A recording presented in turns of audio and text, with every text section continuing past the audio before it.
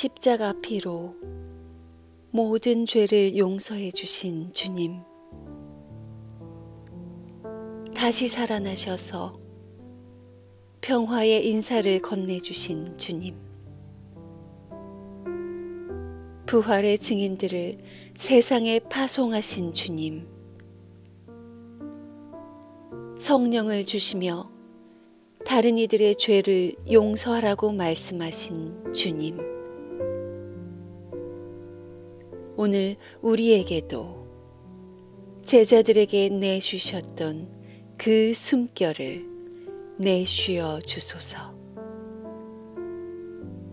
성령을 받아라 말씀하신 그 음성을 오늘 우리에게도 들려 주소서. 저희는 작은 것 하나 용서할 수 없는 차가운 혼입니다. 용서 없이 평화를 이룰 수 없음을 알면서도 용서는 너무나 힘겹습니다.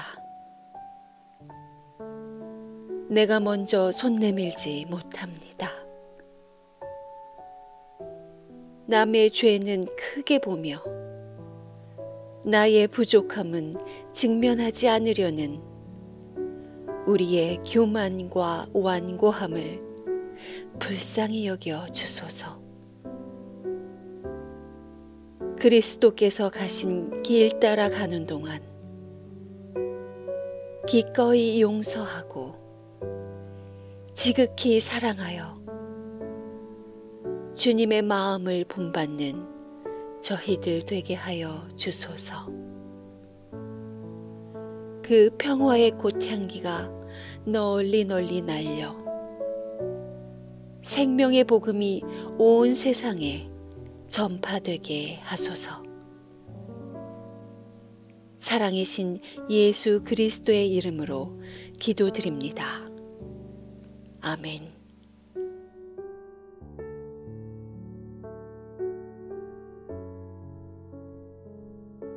요한 공동체가 전한 거룩한 복음입니다. 안식일 다음날 저녁에 제자들은 유다인들이 무서워서 어떤 집에 모여 문을 모두 닫아 걸고 있었다. 그런데 예수께서 들어오셔서 그들 한가운데 서시며 너희에게 평화가 있기를 하고 인사하셨다. 그리고 나서 당신의 손과 옆구리를 보여주셨다. 제자들은 주님을 뵙고 너무 기뻐서 어쩔 줄을 몰랐다. 예수께서 다시 너희에게 평화가 있기를, 내 아버지께서 나를 보내주신 것처럼 나도 너희를 보낸다 하고 말씀하셨다.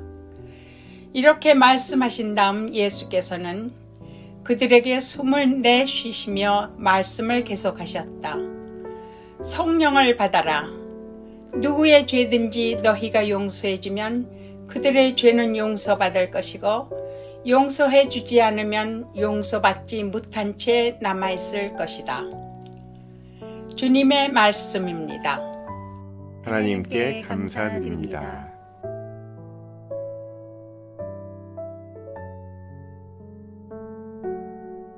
할렐루야! 하나님 아버지와 우리 주 예수 그리스도로부터 오는 은혜와 평강이 이 자리에 계신 모든 분들과 함께 하시기를 바랍니다. 지난주일 부활절에는 마리아가 경험한 부활 예수를 살펴봤습니다.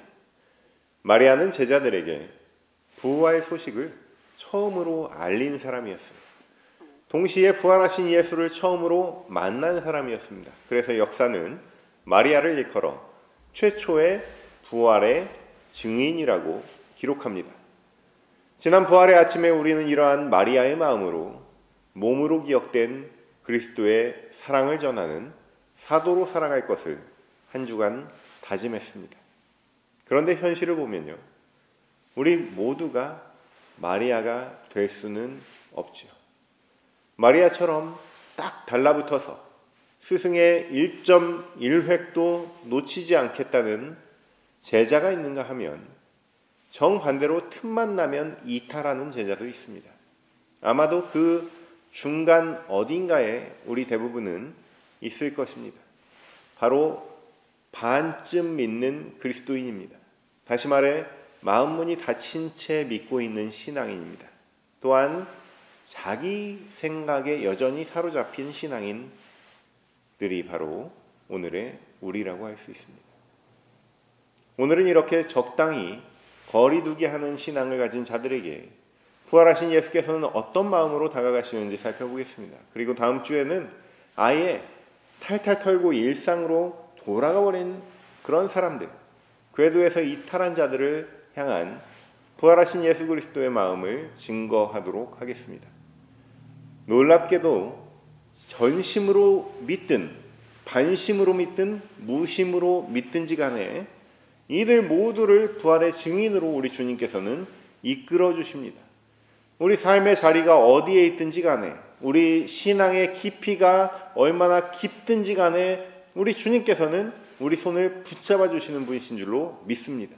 그러므로 지난주부터 오늘을 포함해서 다음 주까지 이 부활 후 3주간은 마리아와 같은 믿음으로 바짝 붙어서 부활의 신비와 섭리와 기쁨으로 함께 동행하시는 저와 여러분 되시기를 주님의 이름으로 축원합니다. 부활의 아침 마리아의 소식을 듣고 열심히 달려왔던 제자들이 있습니다. 베드로와 요한입니다. 그들은 사실만 확인하고 돌아갔습니다.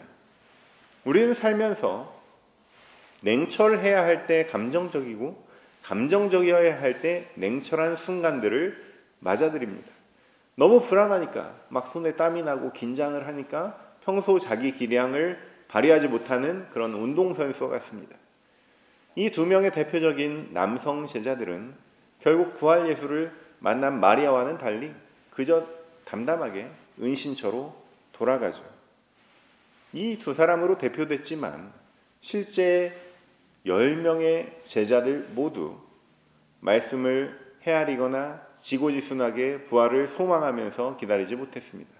안타까운 마음으로 이 제자들의 모임을 바라보고 있는 이 2000년 후에 우리를 향해서 아마도 베드로와 요한은 이렇게 말할 것입니다.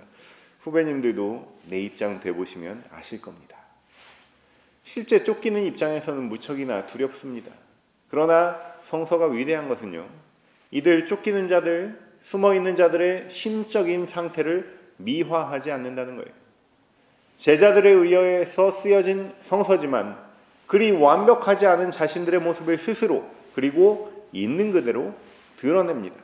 오로지 초점은 부활 예수에 맞춰져 있기 때문입니다. 성서의 기록대로 예수의 제자들은 그리 훌륭한 사람들이 아니었습니다. 그럼에도 불구하고 그들이 결국 부활의 증인으로 채택되었다는 사실을 우리는 압니다. 당대의 훌륭한 사람들은 보통 주류에 가까웠습니다. 다음 주까지 요한복음에 드러난 부활의 증인 시리즈를 마치고 부활절 넷째 주일부터는 사도행전을 다룰 예정인데요. 사도 바울의 스승 가말리엘의 변론을 보고 다시금 깜짝 놀랐습니다. 몇 주 뒤에 그가 보이는 명석함과 판단력을 한번 보십시오. 역시 그 스승의 그 제자라는 말이 나올 정도로 대단합니다. 그러나 거기까지죠. 유대교의 경계를 넘어설 수가 없었던 거예요. 예수 그리스도를 십자가에 못 박은 자들은 빌라도 앞에서 떼를 쓰거나 단지 윽박질러서 판결을 이끌어낸 것은 아닙니다. 그것은 눈에 보이는 수준인 거죠.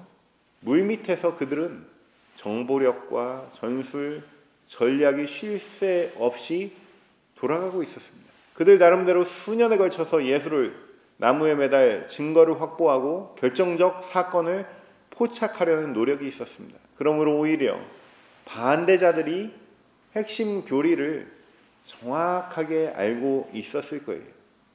이 까막눈 백성들한테 예수께서는 하나님 나라를 설명하기 위해서 비유를 사용해야 됐잖아요. 근데 제사장들이나 율법학자들은 평생을 토라를 붙들고 살았던 사람들입니다. 그들은 직관적으로 이 메시지의 핵심을 꿰뚫고 있었습니다. 그래서 더 위험한 인물이라는 것을 깨달았어요. 어떻게든 자신들의 질서를 지키기 위해서 예수를 제거하려고 안간힘을 쓴 사람들입니다. 결국 핵심을 간파하고 있던 예수의 적대자들은 예수께서 부활하실 것을 알고 있었습니다. 제자들은 부활에 대해서 이해하지 못하거나 아니면 반신반의했어요. 그랬을지라도 오히려 거리를 두고 지켜본 이들은 얼마나 파급력이 큰 사건이 벌어질 것인지 예상을 미리 했죠.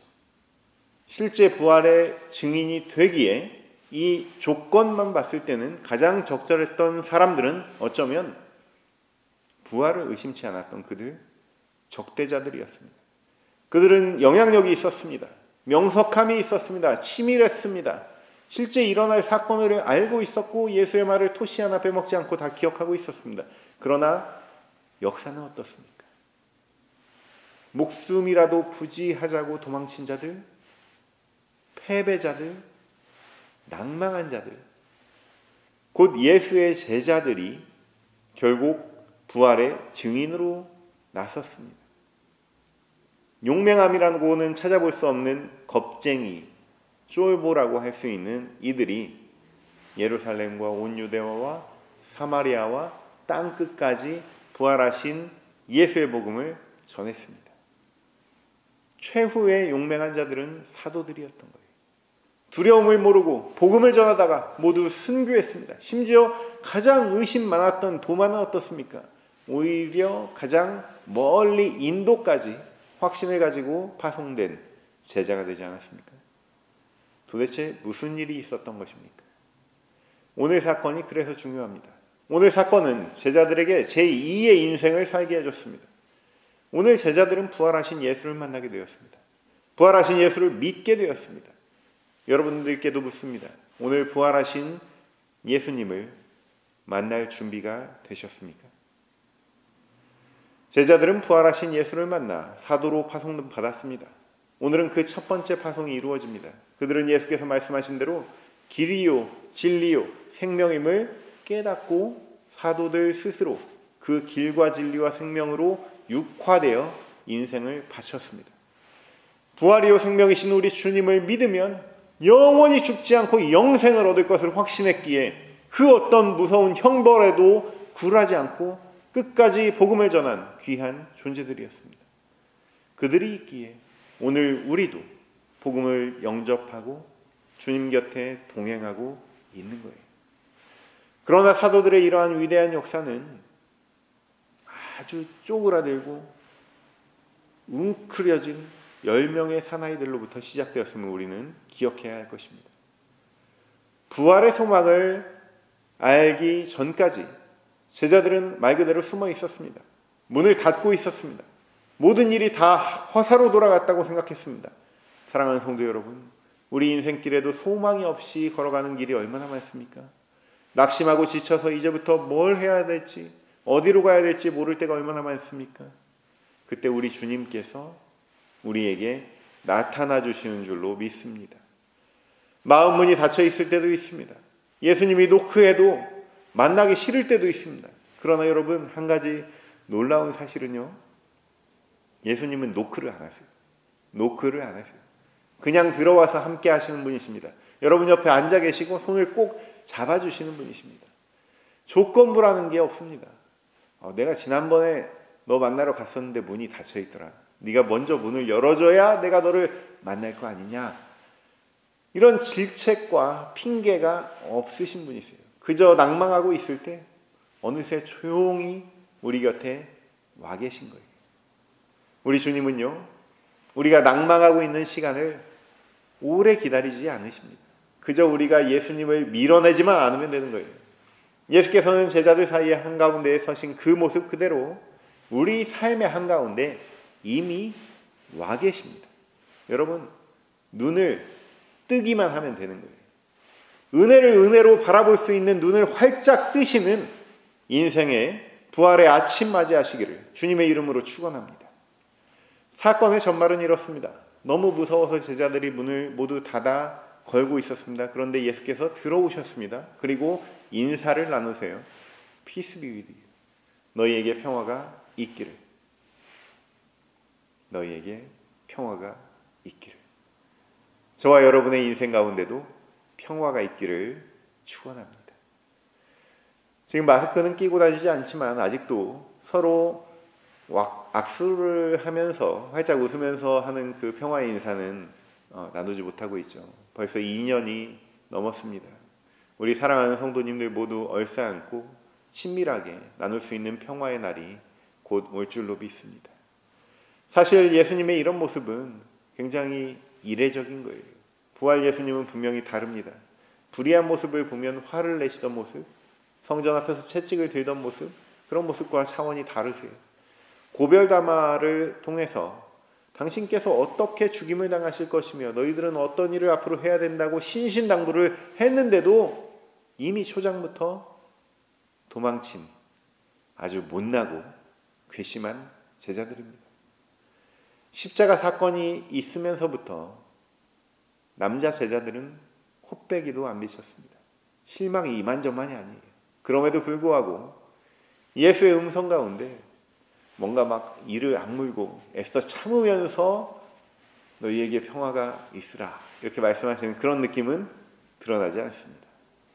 평화를 전하는 예수님의 음성, 여러분은 어떻게 느껴지십니까? 저는 마치 공기 같은 느낌을 받았습니다. 부활의 능력은요, 심판이 아니에요. 무겁지 않습니다. 쉽고 가볍습니다. 자녀들을 키워보신 분들은 기억하실지 모르겠습니다. 아이들은 수백 번의 실수를 하죠. 이 녀석들 엄마가 몇 번을 말했어 하면서 혼냈더라도 애들 재우고 나면 엄마 마음이 더 아픈 거잖아요. 우리 집 얘기는 아니라는 사실을 알아주셨으면 좋겠습니다. 사실 이렇게 혼낸 기억보다는 사랑으로 돌봐준 것이 대부분의 시간이죠. 어린 애들 가르치다 보면 여러 번 말하는 거 별 대수로운 일도 아닙니다. 제자들에게 아무런 앙금도 없는 예수, 꽁꽁 마음문을 닫은 채 낙심만 하고 있는 제자들을 향해서 아랑곳 없이 평화를 외치는 예수, 이것이 오늘 우리의 연약함을 아시는 예수, 우리를 지극히 사랑하시는 예수님의 메시지예요. 사랑하는 성도 여러분, 제가 지난주에 여러분들 파송하면서 주보에 이렇게 적었습니다. 한 주간 모든 사람들과 평화로이 지내십시오. 부활의 능력은 평화입니다.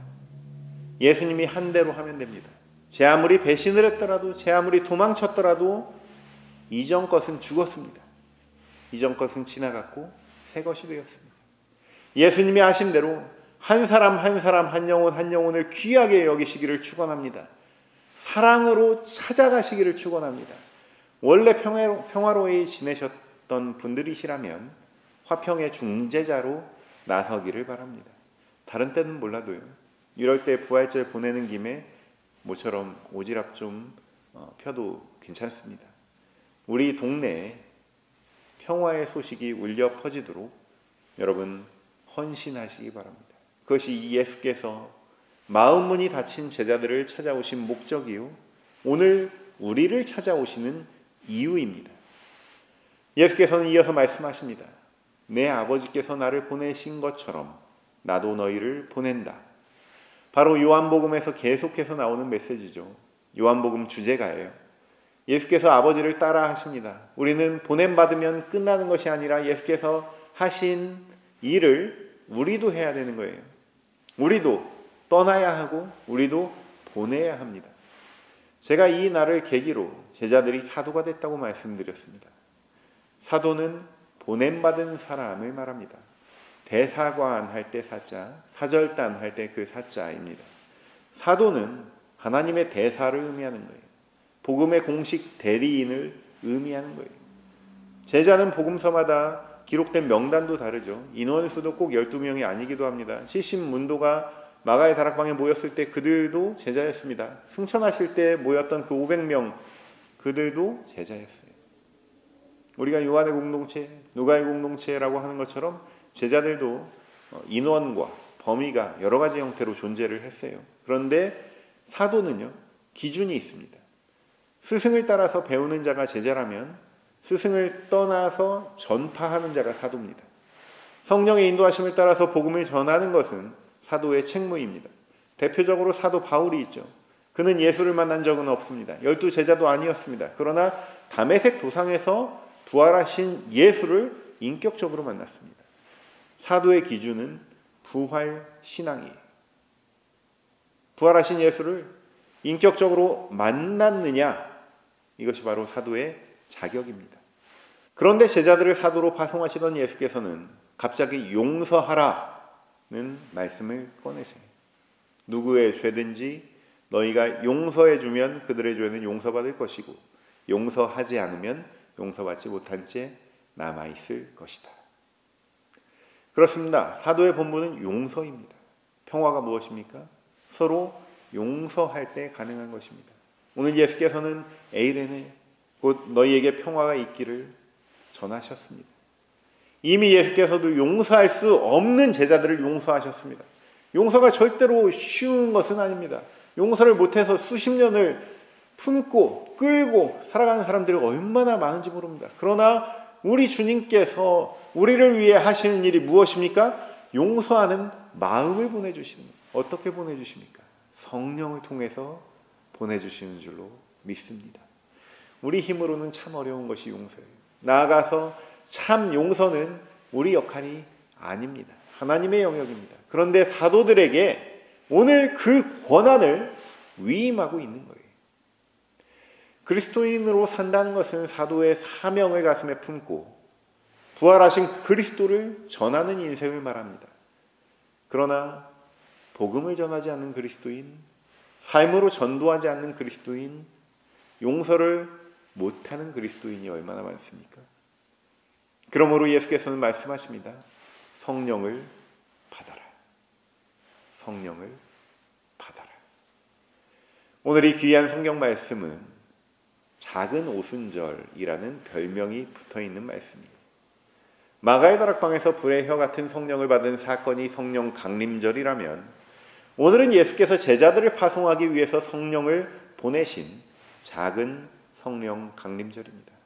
때는 안식 후 첫날, 곧 오늘날 우리가 예배드리는 주일날, 일요일, 썬데이의 기원이 된 날입니다. 그리스도교의 첫 예배의 자리예요. 그러므로 예배는 모이고 회개하는 순서가 있습니다. 말씀을 듣고 찬양하며 성령의 임재를 사모하는 순서가 있습니다. 그리고 마지막으로 파송받는 순서가 있습니다.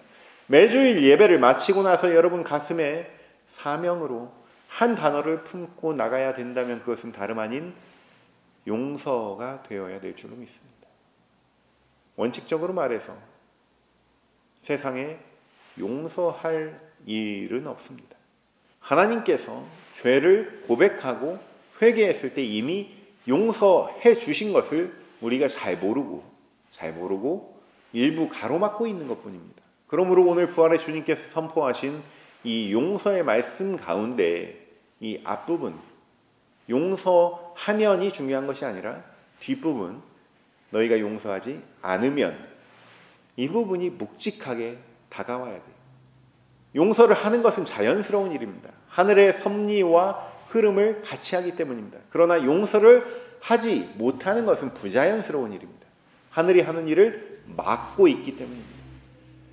이것은 무지로부터 출발합니다.